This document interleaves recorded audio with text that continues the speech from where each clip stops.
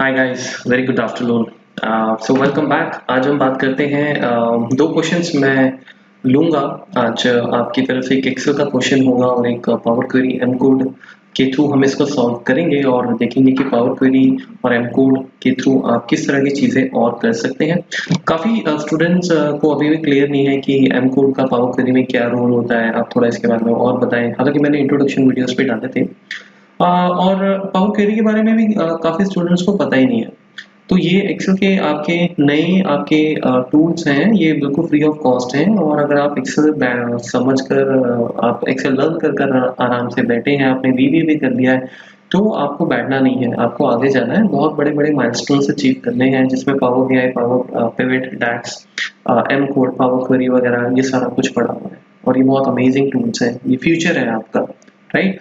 तो मैं ये फटाफट क्वेश्चंस लूँगा और जो नए चैनल से स्टूडेंट्स जुड़े हैं, हमारे चैनल पे अराउंड 800-850 वीडियोस हो चुके हैं और हमने बहुत सारे टॉपिक्स कवर किए हैं। Advance Excel, Excel VB, Access VB, SQL और Power Query, M code, Power BI, tax वगैरह। तो प्लेलिस्ट आपके सामने है और ये स्क्रीन आपको दिख ही रहा होगा। इसमें 70 प्लेलिस्ट है। हिंदी वाले टाइटल्स पे हिंदी का टॉपिक होगा और जिस पे हिंदी नहीं होगा उस पे इंग्लिश के वीडियोस होंगे। तो आप अपने हिसाब से इनको देखें, ठीक है? प्लेलिस्ट का सीक्वेंस आपके सामने इस टाइम आ ही रहा है, तो ये फॉलो करें आप, चाहे इंग्लिश है चाहे हिंदी है। तो बहुत सारे प्लेलिस्ट हैं। इसको चैनल को चलाते हुए मुझे तकरीबन 4 साल हो चुके हैं और आपको इसमें अच्छा खासा कंटेंट मिल जाएगा। तो चलिए हम लोग स्टार्ट करते हैं अपना मेन। दो क्वेश्चंस फटाफट से लेता हूं मैं आपके। तो पहला क्वेश्चन जो हमारे पास आया है, ये मेरे स्टूडेंट हैं अनमोल, और ये डेटा आप देख रहे हैं, इसमें डेट्स हैं और अमाउंट है, ठीक है? और यहाँ पे हमें उस डेट का अमाउंट चाहिए, उस डेट का नहीं चाहिए। क्वेश्चन ये डिफरेंट है।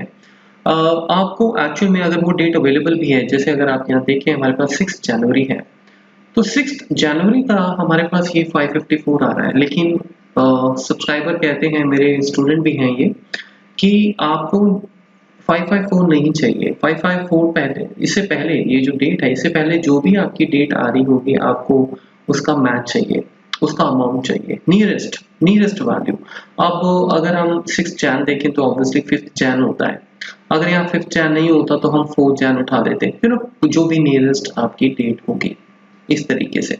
तो वो कैसे करेंगे? और साथ ही साथ इनका एक और क्वेश्चन था कि नियरेस्ट तो चाहिए जो शॉर्टर डेट हो, इससे छोटी हो, लेकिन इससे बड़ी डेट हो और साथ ही साथ जो है वो भी नियरेस्ट हो। तो यानी अगर मैं 6th का डेटा देखने जाऊं अमाउंट, तो मुझे एक 77 चाहिए होगा और एक ये 36 चाहिए होगा, क्योंकि ये जो डेट्स हैं ये सारी नियर है, हमारे सबसे नियरेस्ट डेट है। ये शॉर्टर में है और ये आपकी ग्रेटर में है। आई होप आपको क्वेश्चन क्लियर हो गया होगा, राइट? तो इसके लिए बहुत सिंपल है, आप नॉर्मल वीलुकअप इसमें यूज नहीं करेंगे, बिकॉज वीलुकअप आपको हमेशा 554 ही देगा, ठीक है? और आप इसमें अप्रोक्सीमेट मैच भी यूज नहीं कर सकते। आप लोगों ने अगर वीलुकअप के बारे में सुना हो, ये जो हमारा पैरामीटर होता है अप्रोक्सीमेट मैच, ये हमें तब यूज करना होता है जब लुकअप जो आप ढूंढ रहे हैं वैल्यू वो अवेलेबल ना हो, तो ये उससे नियरेस्ट वैल्यू आपको दे देता है जो उससे छोटी होती है लुकअप से। लेकिन इस केस में तो आपके पास ये वैल्यू अवेलेबल है, ठीक है?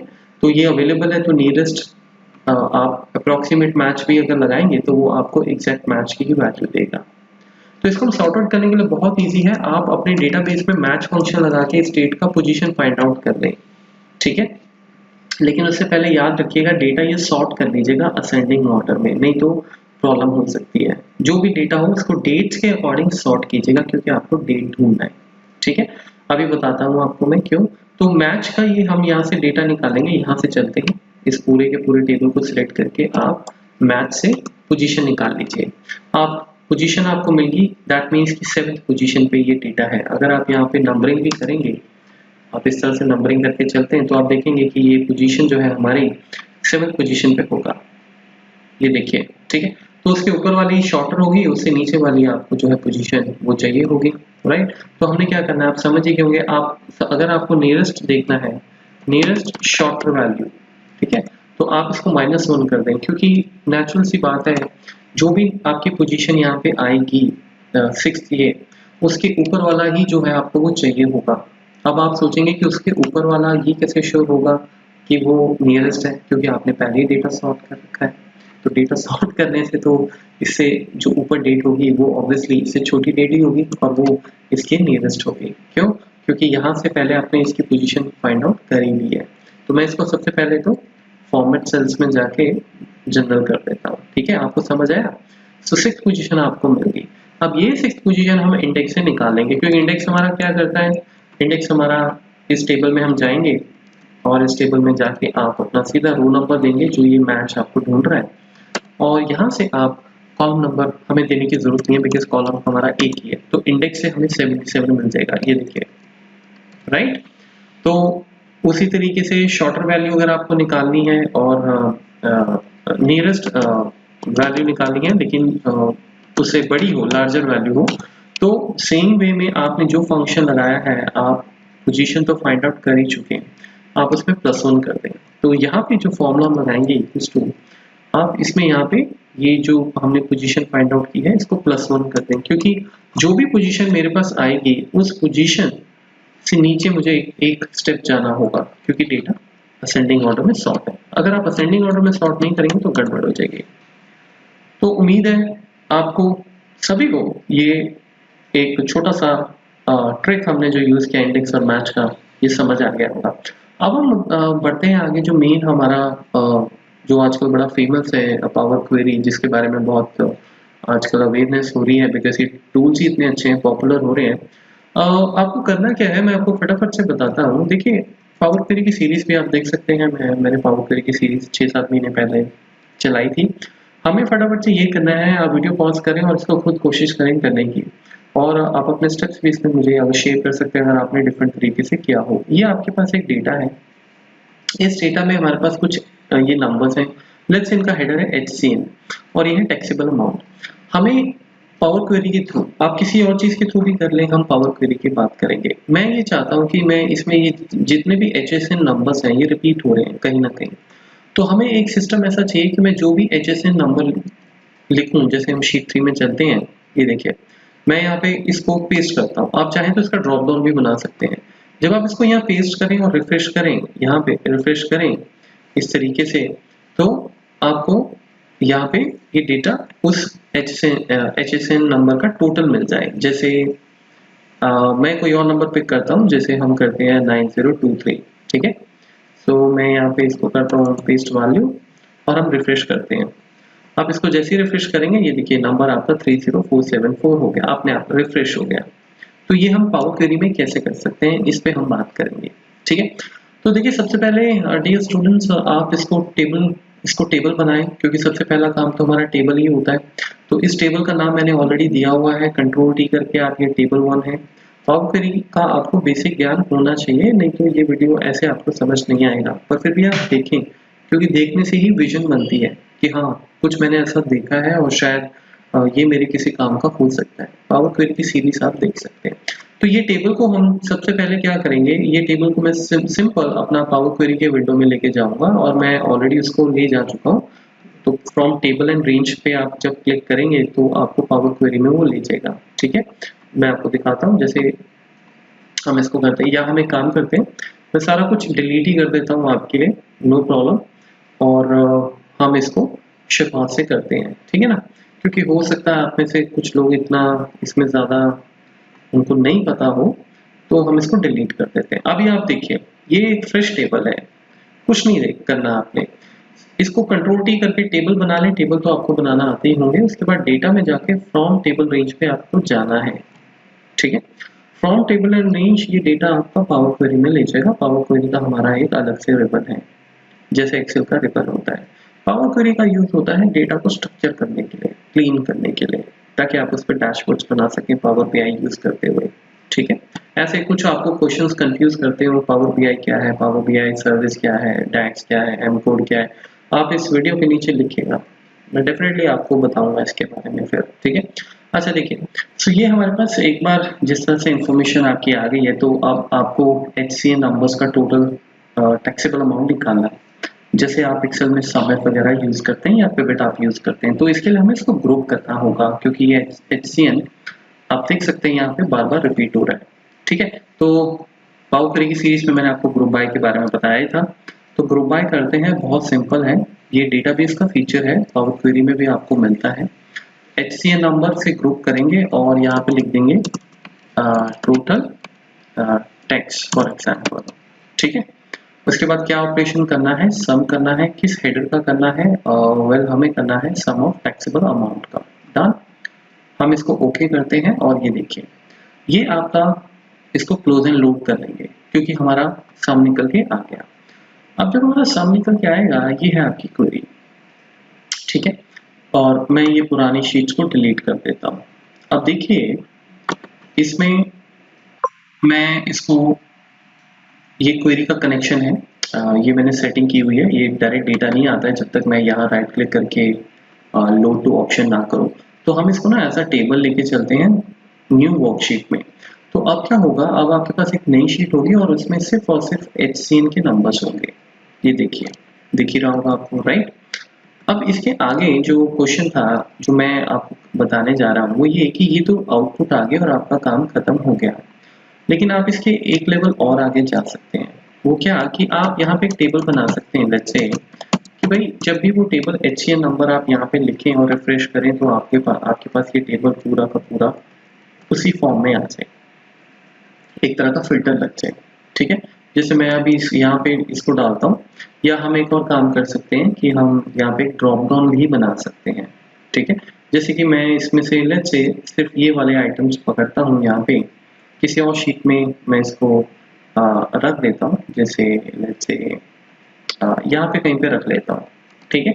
और ये ड्रॉप डाउन मैं यहाँ यूज कर रहा हूँ, आप सारा का सारा कर लें, ठीक है। सो लिस्ट, और ये हमारा डेटा शीट है और यहाँ से मैं ये ड्रॉप डाउन की लिस्ट यहाँ पे लेके जा रहा हूँ, ठीक है। अब देखिए क्या होगा, एक अच्छे एक नए लेवल के, जबरदस्त लेवल की हम बात करने जा रहे हैं पावर क्वेरी में। हम ये चाहते हैं कि भाई जब भी यहाँ पे HCN नंबर ड्रॉप डाउन से मैं वो यूज करूँ और रिफ्रेश करूँ डेटा, तो ये उसके अकॉर्डिंग चेंज हो जाए। तो आप इसको कैसे करेंगे, उसके लिए हमें पावर क्वेरी में जाना होगा और इसको आपको टेबल बनाना होगा। कंट्रोल T करें और इस टेबल को हम वहाँ पे लेके चलते हैं, ठीक है। सो इसका नाम है टेबल 5, मैं इसका नाम कुछ और दे देता हूँ HCN, ठीक है, HCN टेबल, एंटर मारता हूँ। अब आप इसको डेटा टैब से जाके फॉर्मेट फ्रॉम टेबल रेंज से लेके जाएं पावर क्वेरी में, और अब इस टेबल की वैल्यू जो होगी वो हम उसमें सप्लाई करेंगे पहले वाले क्वेरी में। अब ये कैसे किया जाए, ये अपने आप एक बड़ा इंटरेस्टिंग टॉपिक है। देखिए नॉर्मली आपने एक्सेल वगैरह में तो किया ही होगा इक्वल्स टू करके। अब हम इसमें क्या करने वाले हैं, ये आपका टेबल है और मैं ये चाहता हूँ कि जो HCN में वैल्यू हो, यहाँ पे जो वैल्यू हो, जो यूजर यहाँ पे नहीं, यहाँ पे तो आप लिख नहीं सकते ना, एक्सेल में लिखेंगे तो एक्सेल में जो लिखेंगे वो यहाँ अपने आप आ जाएगा। तो यहाँ पे मैं जो HCN नंबर होगा वो यहाँ पर जाए और उसका रिजल्ट दे, ठीक है ना। तो वो आप कैसे करेंगे, उसके लिए आपको इसके व्यू में देखिए, ये है इसका व्यू, जैसे एक्सेल का वीबे विंडो होता है, ये उसका व्यू है और यहाँ पे आपको सारी कोडिंग मिल जाती है। ये कोडिंग हमने नहीं की है, ये आप एक तरह से रिकॉर्डिंग हुई है, जैसे मैक्रो आप रिकॉर्ड करते हैं, स्टेप्स आपके रिकॉर्ड हो जाते हैं। तो अब तक ये सारा कुछ आप देख सकते हैं, पूरा स्टेप रिकॉर्ड हुआ है। इसको कहते हैं गाइस M कोड, ठीक है। इसमें सम फंक्शन वगैरह लगा हुआ है और देखिए टेबल डॉट ग्रुप का फंक्शन लगा हुआ है। जैसे आपके एक्सेल के फंक्शन है वैसे M कोड के फंक्शन होते हैं, तो ये आप खुद लिख सकते हैं। अब हमें करना क्या है कि ये स्टेप तो सारा ठीक है, आइडियली हम ये चाहते हैं कि जो इस टेबल में हो सिर्फ उसी का यहाँ पे टोटल दिखे। तो उसके लिए ना आपको सिंपल, मैं चाहूँ तो डायरेक्ट भी लिख सकता हूँ, बट हो सकता है कि मेरे डायरेक्ट लिखने से आप लोगों को लगे यार ये तो बड़ा टफ है, तो हम इसको बड़े सिंपल तरीके से करेंगे। आप यहाँ पे फिल्टर लगाएं क्योंकि वो स्टेप रिकॉर्ड हो जाएगा। जैसे मैंने फिल्टर इस पे लगाया, अब कोई भी व्यक्ति जिसको एक्सेल आता है उसको पता है कि अगर मैं फिल्टर लगाऊंगा तो क्या होने वाला है, एक रिकॉर्ड दिख जाएगा आपको, सिंपल। अब ये जो रिकॉर्ड दिखाया है हम इसको एडवांस एडिटर, जो VB एडिटर जैसे होता है एक्सेल का, ये पावर क्वेरी का एडिटर है, आप यहाँ पे जाके वो स्टेप देख सकते हैं। ये देखिए नया स्टेप ऐड हो गया, बिल्कुल जैसे रिकॉर्डिंग्स होती है मैक्रोस की। इसने सिलेक्ट रो किया, इसने क्या किया, HCN नंबर आपका डाल दिया। ये जो HCN नंबर डाला है अब आपको यही HCN नंबर यहाँ से लेके आना है।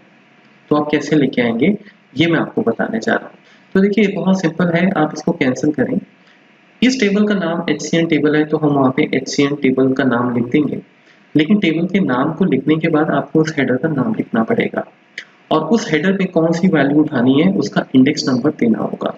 तो ये इंडेक्स नंबर जैसे वीबी में एरे 0 से स्टार्ट होते हैं, लिस्ट बॉक्स वगैरह में एक्सेस के या एक्सेल में 0 से स्टार्ट होते हैं, ये भी 0 से स्टार्ट होता है। तो आपको बताना पड़ेगा कि HCN नंबर 0 चाहिए, तो वो 0 वाला ये नंबर उठा देगा। तो टेबल, फील्ड नेम और उसका index, that's it. HCN number है, मैं इसको कॉपी कर लेता हूँ ताकि स्पेलिंग मिस्टेक ना हो, केस सेंसिटिविटी का बड़ा ध्यान रखना पड़ता है यहाँ। आप अपने दोबारा टेबल 1 में जाएं और एडवांस एडिटर में आ जाएं, ठीक है। अब देखिए कोई भी इसको कर सकता है जिसको एक्सेल का एबीसीडी आता हो। आप क्या करेंगे, आप सबसे पहले यहाँ पे हैश डबल कोट्स और अपना टेबल लिखेंगे, जो टेबल है HCN टेबल, इसका नाम कैपिटल में लिखेंगे, ध्यान रखिएगा क्योंकि कैपिटल में है मेरे पास। उसके बाद ये हम टेबल का रेफरेंस इस तरीके से देते हैं। उसके बाद आप स्क्वायर ब्रैकेट डालेंगे और कंट्रोल भी कर देंगे जो फील्ड का हेडर है, ठीक है। उसके बाद आप यहाँ पे कर्ली ब्रैकेट्स डाल के 0 लिख देंगे। जब आप एक कर्ली ब्रैकेट डालेंगे दूसरा अपने आप लिखिएगा। ये है पूरी कहानी, समझ गया। यानी आप ये कह रहे हैं कि HCN नंबर इक्वल्स टू होगा जो हमारा टेबल है HCN टेबल, इसको डबल कोट हैश में मैंने क्यों लिखा, क्योंकि ये तरीका है जब भी आप टेबल को रेफर करते हैं आप ये डबल कोट्स में उस टेबल का नाम और हैश लिखते हैं। वैसे ये जरूरी तब होता है जब टेबल में स्पेस हो, बट मैंने फिर भी लिख दिया, ठीक है, स्टैंडर्ड वे। उसके बाद स्क्वायर ब्रैकेट्स में आप फील्ड का नाम देते हैं, फील्ड का नाम आपको देखा ही था हमने। फिर उसके बाद कर्ली ब्रैकेट्स जरूर देने हैं इंडेक्स के लिए, नहीं तो बात नहीं बनेगी। और बाकी तो ये क्लोजिंग ब्रैकेट तो आपको पता है, ये वाला क्लोजिंग ब्रैकेट क्लोज हो रहा है और एक आध ऊपर यहाँ पे कहीं पे होगा, हम उस पे नहीं जाएंगे, ये पहले से ही थे। नीचे no syntax error have been detected आ रहा है, इसका मतलब सब बढ़िया है। तो डन करें इसको, ठीक है। डन करने के बाद देखिए आपके पास वो वैल्यू चेंज होगी। हमारा HCN टेबल में क्या वैल्यू था, 9021020, आपके पास ये आ गया। अब ऑब्वियसली बात है हम अपने एक्सेल में जाएंगे बिकॉज ये तो हमने वन टाइम सेटिंग कर दी, बट हमें तो कुछ और चाहिए, राइट। हमें मतलब एक्सेल से कंट्रोल करना है। तो आप क्लोज एंड लोड में जाएं और क्लोज एंड लोड में जाने के बाद जब आप ये क्वेरी इन कनेक्शन आपको विंडो दिखेगा, आप देखिए ये अपने आप रिफ्रेश हो गया, तो ये हमारे पास वैल्यू आ गई, ठीक है। अब मैं ड्रॉप डाउन में क्या करता हूँ गाइस, मैं ड्रॉप डाउन में चेंज करूंगा 9023। अब ये जब रिफ्रेश करेंगे तो आपका ये टेबल पावर क्वेरी में रिफ्रेश हो जाएगा, और ये अगर रिफ्रेश हो गया यानी इसकी वैल्यू चेंज होगी। अगर इसकी वैल्यू चेंज होगी तो टेबल 1 में क्राइटेरिया क्या हो जाएगा उसके अकॉर्डिंग। देखिए मैं रिफ्रेश करने जा रहा हूँ, इसको रिफ्रेश करता हूँ और ये देखिए। तो आपने यहाँ पे आज 2 चीजें सीखी मोटी मोटी। पहला तो ये कि पावर क्वेरी से ग्रुप बाय कैसे किया, और दूसरा कि एमकोड के थ्रू आपने कितना ज्यादा इसको एक्सेल के साथ डिपेंडेंट कर दिया, पावरफुल कर दिया, मतलब यूजर के हाथ में आपने सारी चीजें दे दी, ठीक है। तो इस तरीके से आप ये पूरा का पूरा रिपोर्ट बना सकते हैं। थैंक यू सो मच, मैं मिलता हूँ आपसे बहुत जल्दी।